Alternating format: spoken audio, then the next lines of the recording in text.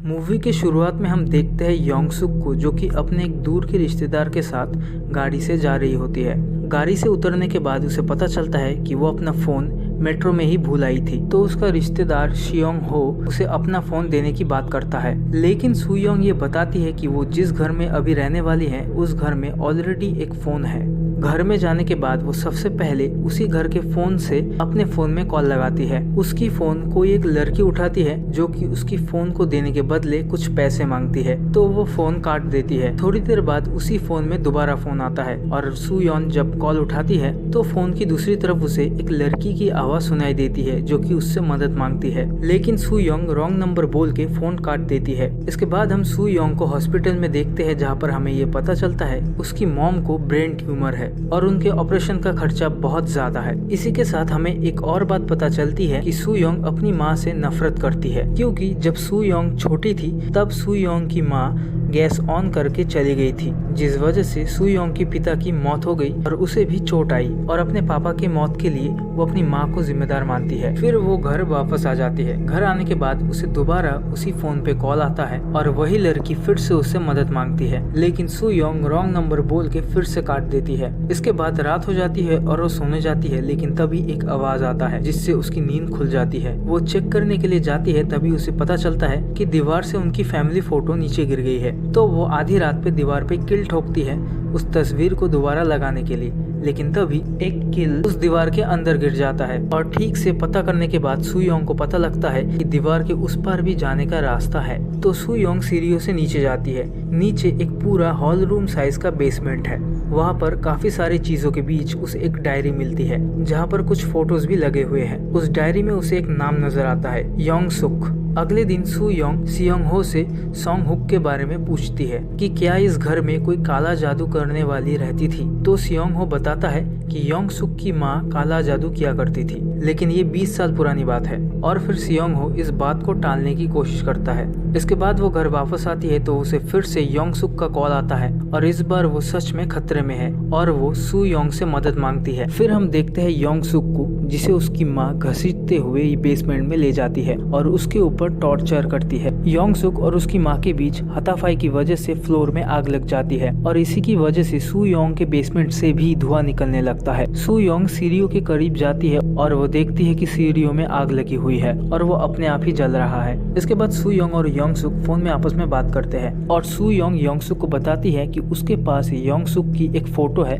जो कि 1999 को लिया गया था। और फिर सुयोंग योंग सुक की डायरी भी पढ़ के बताती है। जब योंग सुक चेक करती है वो एग्जैक्ट सेम वर्ड्स ही होते हैं और फिर वो दोनों ही अपना एज बताते हैं जो कि है 28, लेकिन योंग सुक 1972 में पैदा हुई है। फिर सारा मामला क्लियर होता है। योंग सुक पास्ट में रहने वाली एक औरत है, सुयोंग अपने प्रेजेंट टाइमलाइन में रहने वाली एक औरत। दोनों ही टाइम ग्लिच की वजह से एक दूसरे से बातें कर पा रहे थे। अब सवाल आता है कि योंग सुक का हर फोन सुयोंग के फोन पे ही क्यों आता है। जवाब बड़ा ही सिंपल है, दोनों फोन्स एक ही है, यानी कि सुयोंग और योंग सुक के पास जो फोन है वो एक ही है। इस वजह से ये कॉल कनेक्ट हो पा रहा है। तो सुयोंग को समझ में आ जाता है कि वो किसी तरीके से पास्ट में मौजूद औरत से बातें कर रही है, लेकिन योंग सुक चीज पे बिलीव नहीं करती। सुयोंग उसे प्रूफ करने के लिए बताती है आज शाम, यानी कि योंग सुक के टाइमलाइन में शाम को एक एयरप्लेन क्रैश होगा।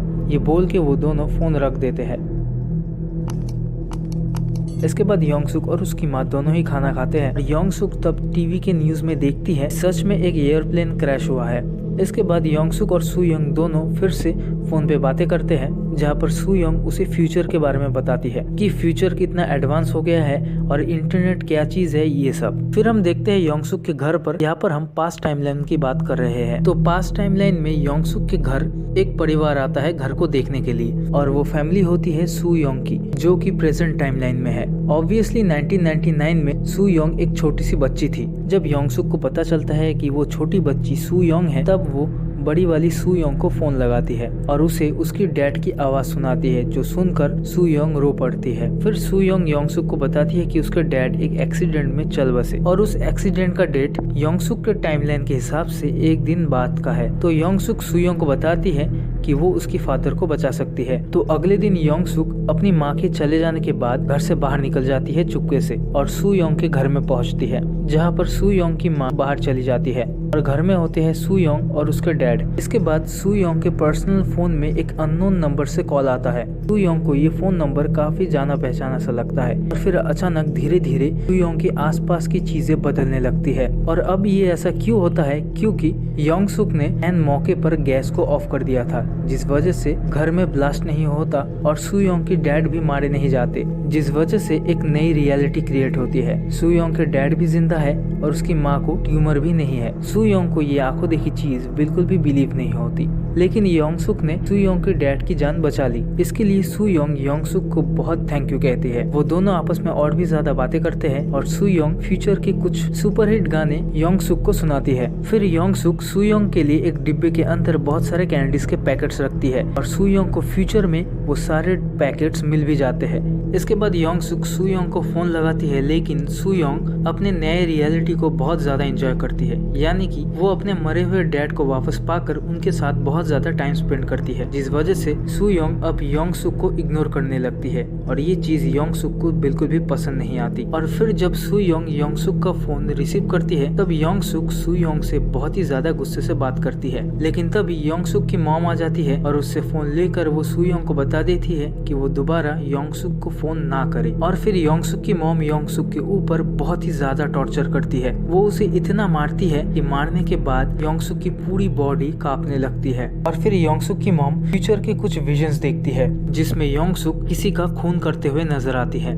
सुयोंग को भी ये नजारा नजर आता है और वो एक झटके से अपनी नींद से जागती है। इसके बाद हमें योंगसुक की मॉम को दिखाया जाता है जो कि अपने दोनों हाथों में चिकन्स लेकर रास्ते से जा रही होती है। फिर हमें प्रेजेंट के टाइमलाइन में सुयोंग को दिखाया जाता है जिसे इंटरनेट पे सर्च करते करते एक न्यूज आर्टिकल मिलती है जहां पर बताया जाता है कि योंगसुक की मॉम ने ही उसका मर्डर किया है। और ये न्यूज आर्टिकल देखते ही वो योंगसुक के फोन का इंतजार करती है और जब फोन आता है तब सुयोंग योंगसुक को बता देती है कि उसकी मॉम उसे आज मारने वाली है। फिर हम देखते हैं कि योंगसुक की मॉम हाथ में एक बहुत ही बड़ा चाकू लेकर योंगसुक के कमरे की तरफ जाती है और फिर उसके बिस्तर में चाकू चला देती है और फिर जल्दी उन्हें पता लग जाता है कि वहाँ पर तो योंगसुक है ही नहीं, योंगसुक ठीक उनके पीछे है। फिर योंगसुक को सचमुच बिलीव हो जाता है कि सचमुच उसकी माँ उसे मारना चाहती है और ये बात योंगसुक समझते ही वो बौखला जाती है और वो उसी चाकू से अपनी माँ को मार डालती है। मरने से पहले योंगसुक पूछती है कि क्यों उसकी माँ उसे मारना चाहती है, तो योंगसुक की माँ कहती है कि योंगसुक के हाथों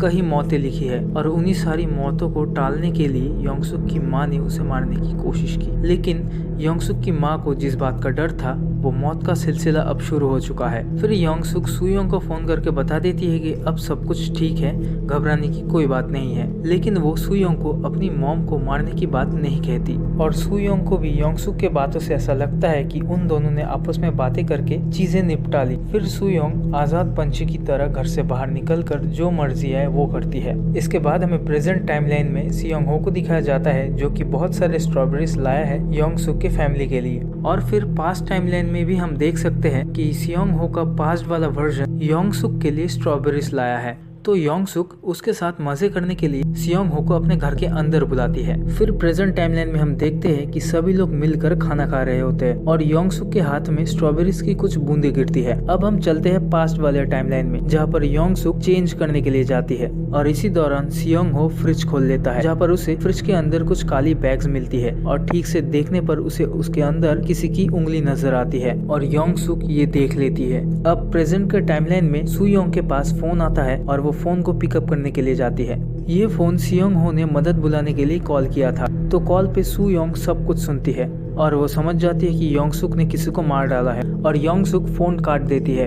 इसके बाद सुयोंग के हाथों में जो स्ट्रॉबेरीज की बूंदें गिरी थी वो गायब होना शुरू हो जाती है और वो जब नीचे आती है तो वो देखती है कि सियोंग हो वहाँ पर नहीं होता। तो वो उसके बारे में पूछती है तो उसके डैड बताते हैं ये सियोंग हो आखिर है कौन। तो सुयोंग हैरान हो जाती है क्योंकि अभी थोड़ी देर पहले ही तो वो लोग एक साथ खाना खा रहे थे। अब यहाँ पर होता ये है कि पास्ट वाले टाइमलाइन में योंगसुक ने सियोंग हो के पास्ट वाले वर्जन को मार डाला था, जिस वजह से फिर से एक नई रियलिटी क्रिएट होती है जिसमें सियोंग हो का एग्जिस्टेंस नहीं रहता, जिस वजह से सुयोंग के डैड को ये पता ही नहीं सियोंग हो आखिर है कौन। इसके बाद सुयोंग सियोंग हो के फार्म हाउस जाती है जहाँ पर वो स्ट्रॉबेरीज उगाया करता था, लेकिन जब वो वहाँ पर पहुँचती है वो देखती है कि वो फार्म तो वहाँ से गायब ही हो गया है। फिर वो पुलिस स्टेशन जाती है सियोंग हो को ढूंढने के लिए। तब उसे पता चलता है कि 20 साल पहले योंग सुक ने उसे मार डाला था। इसके बाद सू योंग को उसकी पड़ोस में रहने वाली एक बूढ़ी औरत से पता चलता है कि योंग सुक ने अपनी माँ को मार डाला था और उसी ने ही सियोंग हो को भी मारा है। फिर घर आने के बाद जब योंग सुक का कॉल आता है तब सू योंग उसे सब कुछ बता देती है। योंग सुक इस बात को एग्री करती है। यहाँ पर योंग सुक सू योंग को इस्तेमाल करना शुरू करती है। योंग सुक सू योंग को ऑर्डर देती है कि वो पता लगाए कि कैसे पुलिस ने योंग सुक को पकड़ा है और वो अगर ऐसा नहीं करती वो सू योंग के डैड को फिर से मार देगी। सू योंग डर के मारे फोन काट देती है और योंग सुक के कोई भी फोन कॉल का आंसर नहीं करती, जिससे योंग सुक और भी ज्यादा भड़क जाती है। इसके बाद योंग सुक के घर में सू योंग और उसके फादर आते हैं। वो लोग योंग सुक के मॉम से मिलने के लिए आए थे। अब यहाँ से सारी चीजें सू योंग के लिए बहुत ही ज्यादा बिगड़ने वाली थी। प्रेजेंट के टाइमलाइन में सू योंग के डैड सू योंग को ड्राइविंग करना सिखाते हैं। वो दोनों ड्राइविंग करते करते एक टनल के अंदर पहुंचते हैं। दूसरी तरफ पास्ट टाइमलाइन में योंग सुक सू योंग और उसके फादर को घर के अंदर बुलाकर सू योंग के डैड को मार डालती है, जिस वजह से प्रेजेंट वाले टाइमलाइन में सू योंग के सामने ही उसके डैड गायब होने लगते हैं और एक न्यू रियलिटी फिर से क्रिएट होने लगती है, जिसमें सू योंग के डैड का एग्जिस्टेंस नहीं रहता। फिर जब सू योंग की आँख खुलती है तब वो अपने आप को टनल में अकेला पाती है और उसे पता चल जाता है कि योंग सुक ने ही उसके फादर को फिर से उससे छीन लिया है। इसके बाद सू योंग जब अपने घर जाती है तब वो देखती है कि उसका घर पूरी तरीके से अब खंडर बन चुका है। दोबारा कॉल आता है और सू योंग कॉल पिकअप करती है। योंग सुक बताती है कि उसने कैसे सू योंग के फादर को मार डाला। वो अब सू योंग के मॉम को भी मारने की बात कहती है। इस मोमेंट में योंग सुक के पास सू योंग और उससे रिलेटेड कोई भी चीज को खत्म करने की पावर योंग सुक के पास आ जाती है, क्योंकि योंग सुक पास्ट में है और वहाँ पर उसकी कोई भी एक्टिविटी प्रेजेंट को इफेक्ट करेगी। इस वजह से सू योंग कुछ कर भी नहीं पाती। और ये ऐसा भी नहीं है कि योंग सुक को इस चीज का एहसास अभी हुआ है। उसे शुरुआत से मालूम था कि पास्ट को बदलने से फ्यूचर भी बदल जाएगा और उसने इसी चीज का फायदा उठाया और सू योंग को अपने जाल में फंसा लिया। योंग सुक सू योंग को 1 घंटा देती है उस प्रूफ को ढूंढने के लिए जिसकी मदद से पुलिस योंग सुक को गिरफ्तार करेगी। इसके बाद पुलिस योंग सुक के घर आती है और उससे सियोंग हो के बारे में पूछताछ करती है।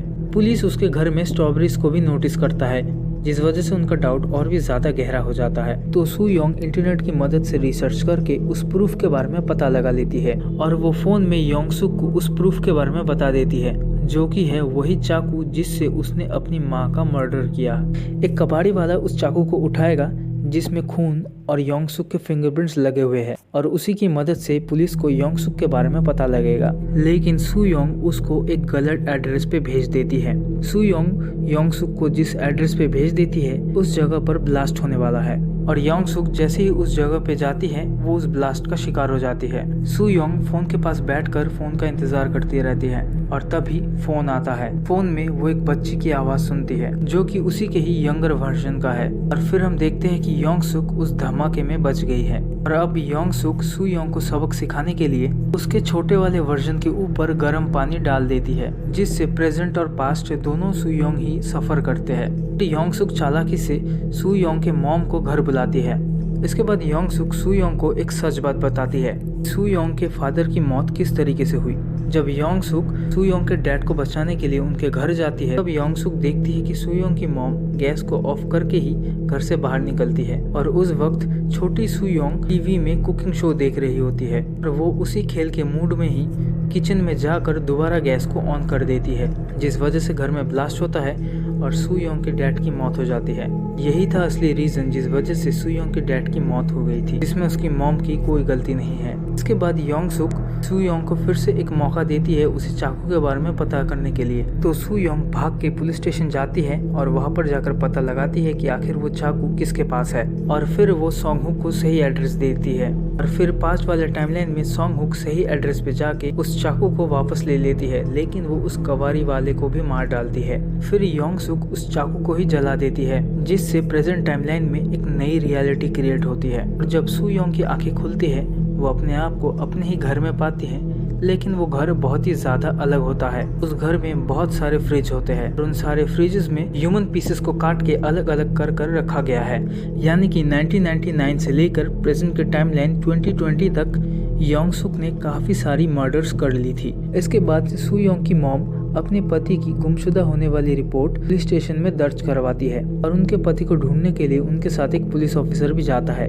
तो सू योंग की मॉम उस पुलिस ऑफिसर को योंग सुक के घर में ले जाती है। दूसरी तरफ प्रेजेंट वाले टाइमलाइन में सू योंग को वो फोन मिल जाता है। वापस आते हैं पास्ट वाले टाइमलाइन में। सू योंग की मॉम को उनके पति नहीं मिलते, तो वो अब दोबारा उन्हें कॉल करना चाहती है, जिस वजह से वो योंग सुक के फोन को इस्तेमाल करती है और उनका फोन कनेक्ट होता है सू योंग के फोन के साथ। और सू योंग को जैसे ही एहसास होता है कि फोन पे उसकी मॉम है, वो अपनी मॉम को वार्न करती है कि वो जल्दी से जल्दी उस घर से निकल जाए। लेकिन सू योंग की मॉम को कुछ भी समझ में नहीं आता। योंग सुक मौका देखकर उस पुलिस ऑफिसर को मार देती है। और दूसरी तरफ प्रेजेंट टाइमलाइन में भी योंग सुक और सू योंग के बीच लड़ाई हो जाती है। अब दोनों टाइमलाइंस में ही योंग सुक, सू योंग और उसकी माँ दोनों के ही पीछे पड़ी होती है। तो प्रेजेंट वाले टाइमलाइन में सू योंग एक कमरे में जाके छुप जाती है और पास वाले टाइमलाइन में भी उसकी माँ एक कमरे के अंदर छुप जाती है। लेकिन योंग सुक छोटी सू योंग को चारा बनाकर उसकी मॉम को बाहर निकालती है और जैसे ही उनको मारने वाली होती है, सू योंग की मॉम उस हमले को रोककर योंग सुक को लेकर ऊपर से नीचे गिर जाती है। और प्रेजेंट के टाइमलाइन में फिर से एक नई रियलिटी क्रिएट होती है जिसमें योंग सुक नहीं होती। नई रियलिटी क्रिएट होने के बाद सू योंग सबसे पहले हॉस्पिटल जाती है, लेकिन वहाँ पर उसे अपनी मॉम नहीं मिलती। इसके बाद वो सीधे अपने डैड के समाधि में जाती है और वहीं पर ही उसकी मुलाकात होती है उसकी मॉम से। अपनी मॉम को जिंदा देखकर वो बहुत ही ज्यादा खुश होती है। फिर वो दोनों वहाँ से चले जाते हैं। लेकिन अभी भी मूवी का सबसे बड़ा ट्विस्ट रिवील होना बाकी था। फ्यूचर वाली सॉन्ग हुक अपने पास्ट वाले वर्जन को पहले ही आने वाली चीजों के बारे में वार्न कर देती है, जिस वजह से वो ऊपर से गिरने के बाद भी जिंदा बच जाती है। और इसी तरीके से सॉन्ग हुक अपने आप को मदद करने के चक्कर में एक टाइम लूप में फंस जाती है, जहाँ पर पास्ट वाली सॉन्ग हुक को फिर से फ्यूचर वाली सॉन्ग हुक का रोल प्ले करना होगा। और ये चीज सॉन्ग हुक के लाइफ में एक टाइम लूप की तरह बार बार होती रहेगी। फिर हम देखते हैं कि सू योंग की मॉम धीरे धीरे गायब हो रही है और मूवी यहीं पर ही खत्म।